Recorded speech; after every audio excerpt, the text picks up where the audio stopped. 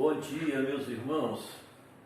A graça e a paz do Senhor Jesus estejam conosco em mais este domingo, dia do Senhor, da nossa escola dominical.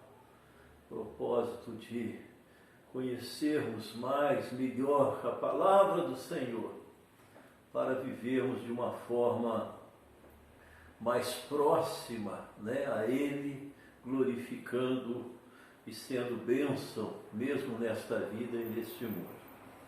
E nós já aí caminhamos bastante no conhecimento, enfatizando a questão cronológica da palavra de Deus, quando chegamos então nos profetas do cativeiro. Nós trabalhamos dentro desse assunto, desta área, a segunda parte do profeta Isaías, capítulos 40 a 66, a segunda parte do livro do profeta Jeremias, capítulos 40 a 52, o livro do profeta Ezequiel, do profeta Daniel e dos profetas menores, Joel e Obadias, que são então registros relacionados à época, portanto, do cativeiro babilônico.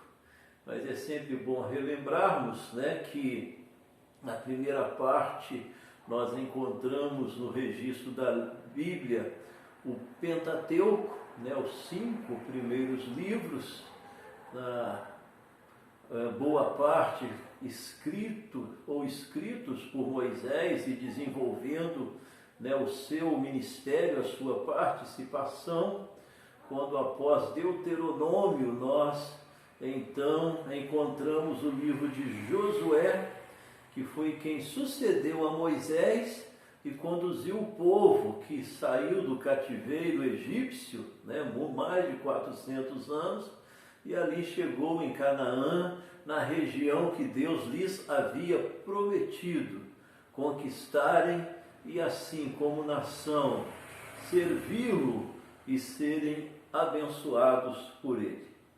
Nós vimos que no primeiro momento os juízes, conforme o livro com este nome, foram líderes que se apresentaram na condução, mas que de uma forma especial o sistema monárquico, que foi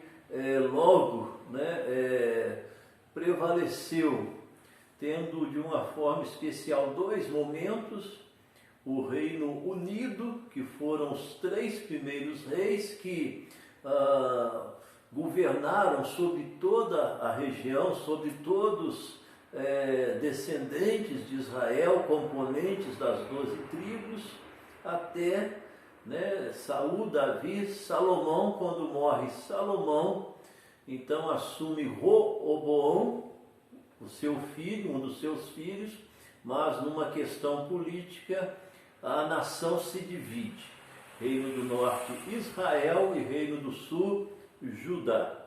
E aí por um bom tempo, mais de 300 anos, Israel caminha nessa direção de um reino dividido, mas conforme nós já vimos, no ano 720, há o cativeiro assírio. A Síria se torna uma potência na época e ela então invade a parte norte de Israel, leva boa parte, os líderes tiram-os dali e coloca outras nações que ali ela tinha conquistado para enfraquecer ali qualquer rebelião, resistência, e assim por 130 anos mais ou menos prevalece o Reino do Sul, que é Judá.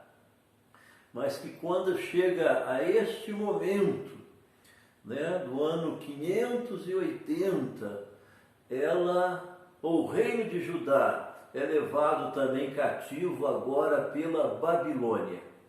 né, que poucos anos antes conquista a Síria.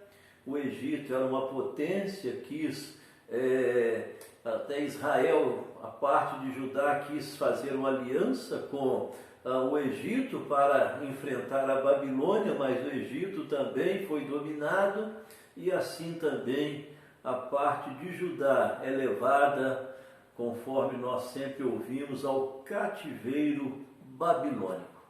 Então nós estamos aí no ano 580 a.C., né? Podemos lembrar lá de Abraão, 2000, Moisés, 1500, 1400 mais ou menos, Davi, o ano 1000 mais ou menos, e agora chegamos em 580, o Reino do Sul, Judá, sendo levado cativo, e mais uma vez, portanto, a nação de Israel como instituição acaba.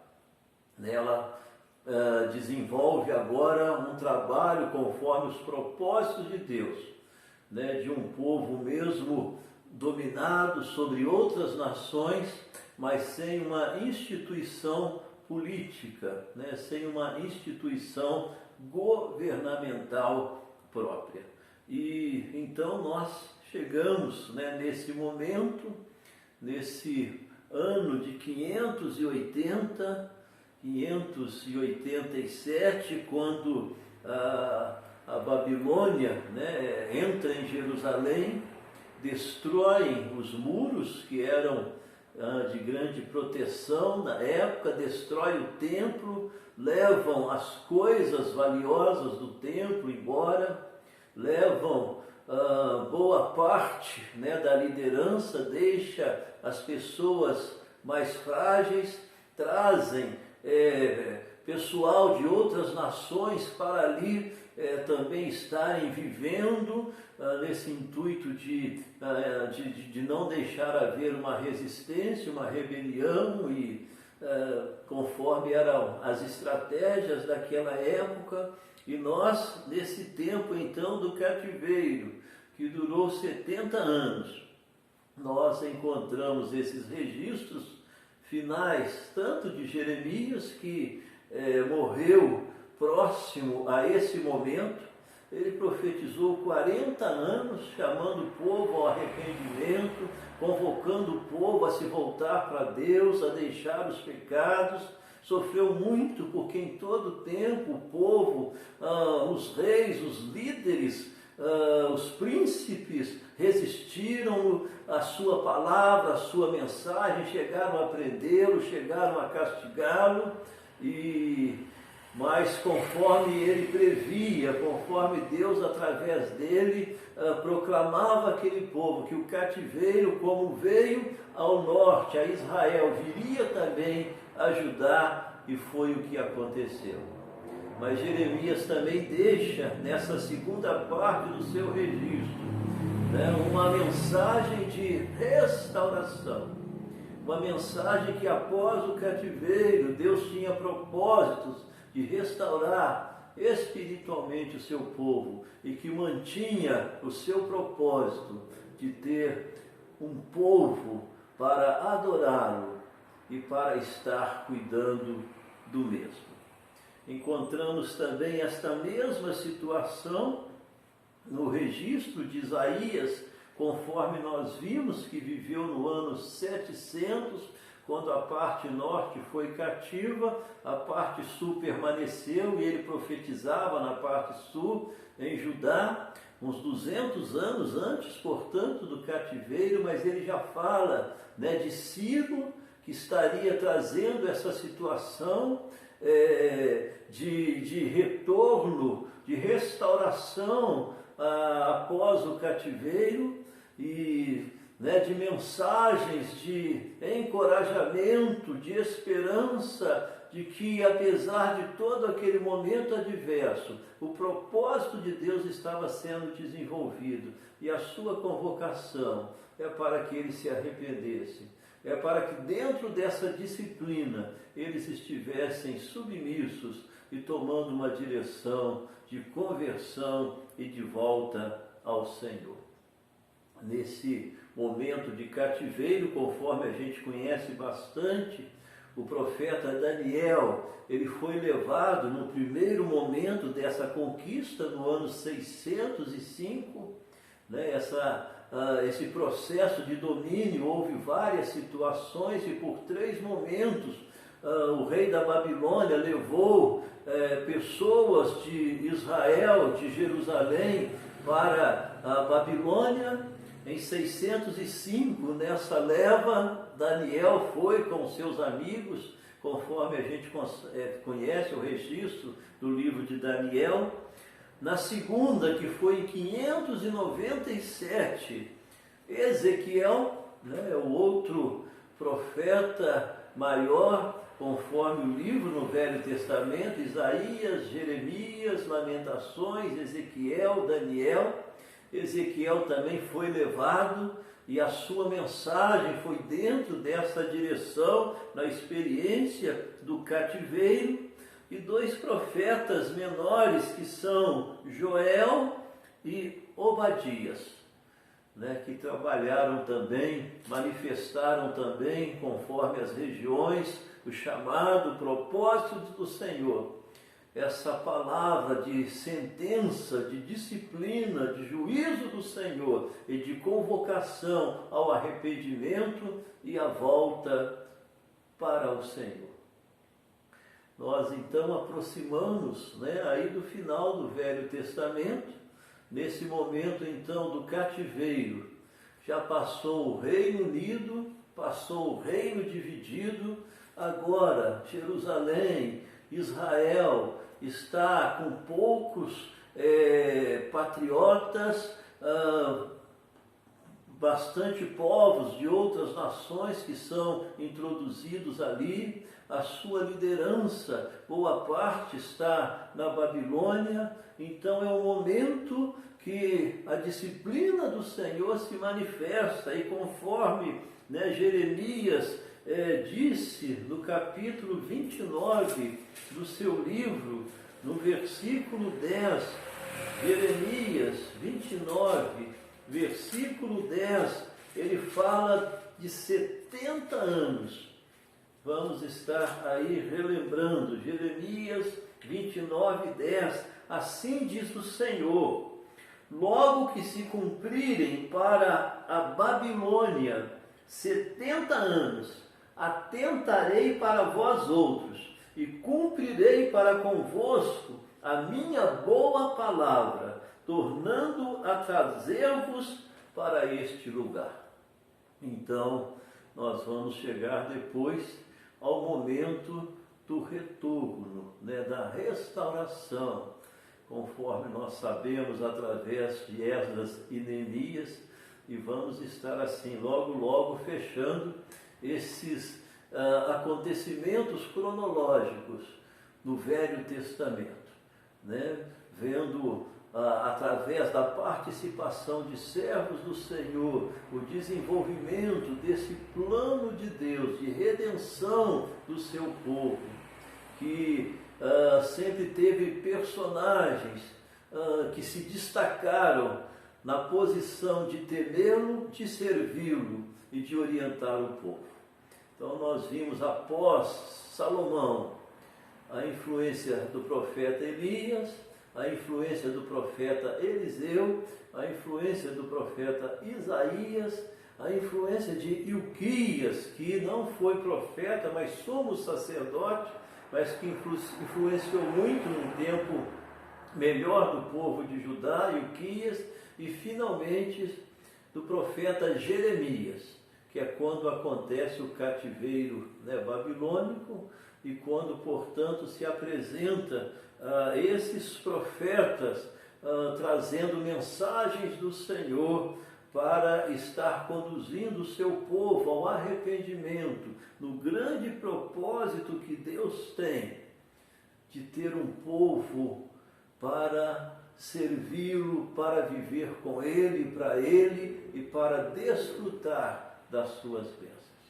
E eu quero, meus queridos, encerrar conforme o livro de Ezequiel, né, escrito nesse tempo de cativeiro, de sofrimento, de dor, de destruição, mas que traz também uma mensagem de restauração, uma mensagem de convocação ao arrependimento, e uma mensagem de esperança eterna no porvir, quando de uma forma completa vamos estar com o Senhor, livres de todas as lutas, adversidades e adversários desta vida.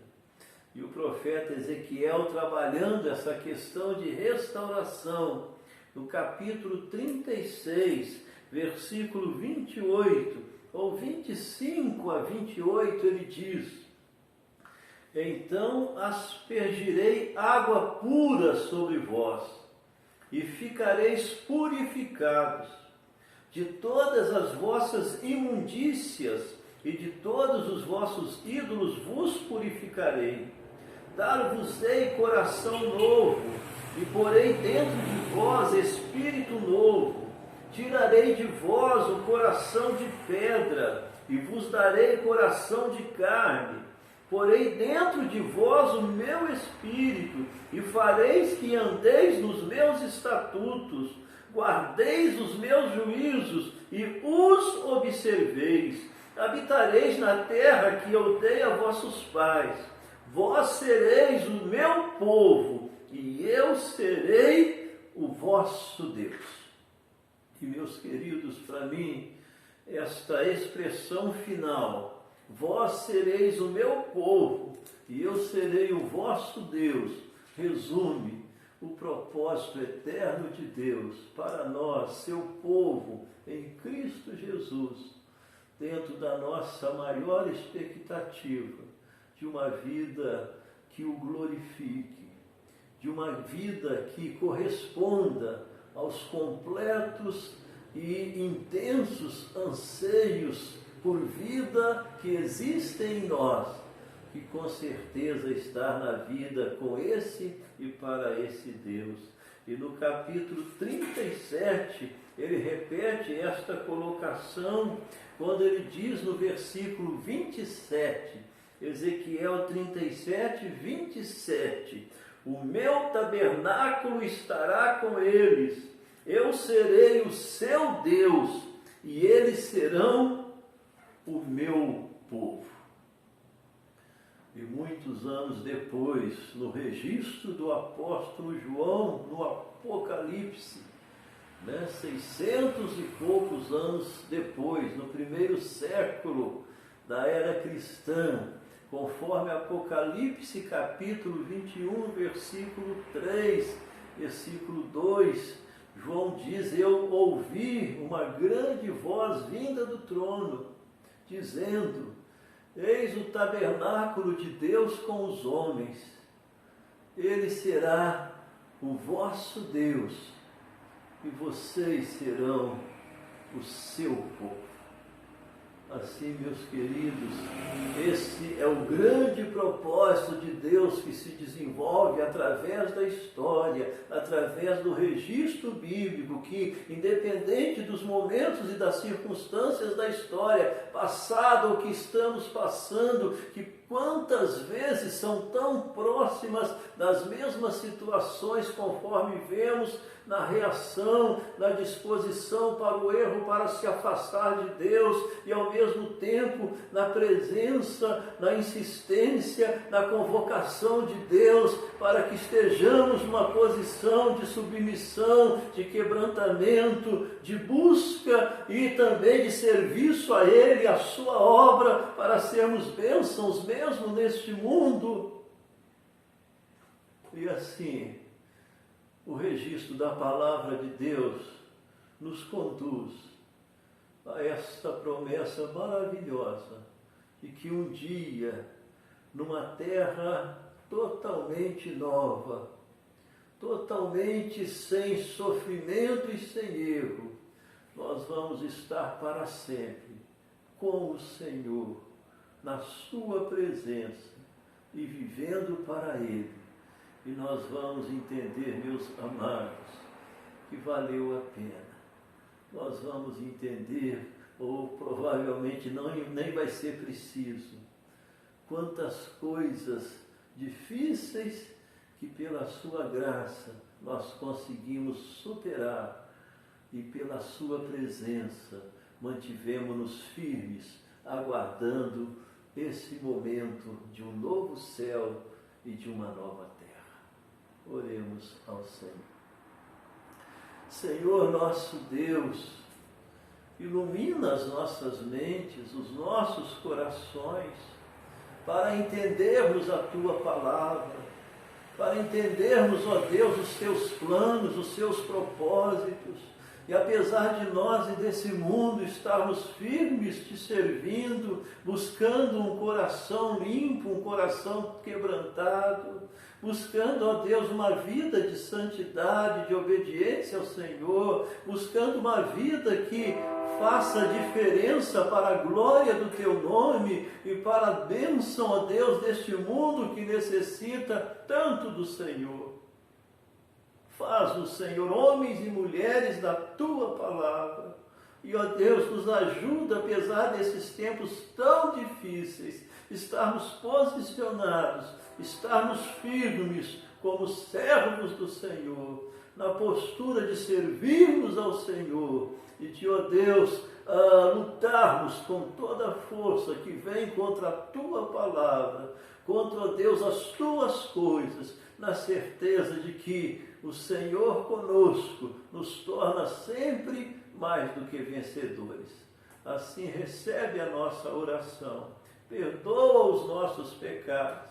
Ó Senhor, alcança os nossos lares, Pai, para que estejam principalmente, Senhor, atentos à vida espiritual. A nossa igreja, ó Deus, a nossa denominação, Igreja Presbiteriana do Brasil, que completa 161 anos, ó Deus, aqui nesta nação, estejamos firmes, proclamando a esperança única, principalmente de salvação no Senhor Jesus Cristo. E mesmo, Senhor, a todos os povos, a todas as nações, e conforme nos diz a Tua palavra, um dia terão representantes junto ao Senhor, louvando-o e glorificando-o para sempre, porque o Cordeiro Eterno, o Senhor Jesus Cristo, pagou pelos nossos pecados e nos deu completo acesso à Tua presença. Louvado seja o Teu nome, Senhor. Recebe a nossa oração, perdoa os nossos pecados e, ó Deus, assista, Pai, aqueles que têm pedido, aqueles que têm precisado das nossas orações, em nome de Jesus. Amém. Deus abençoe, meus irmãos, um bom dia na paz do Senhor Jesus.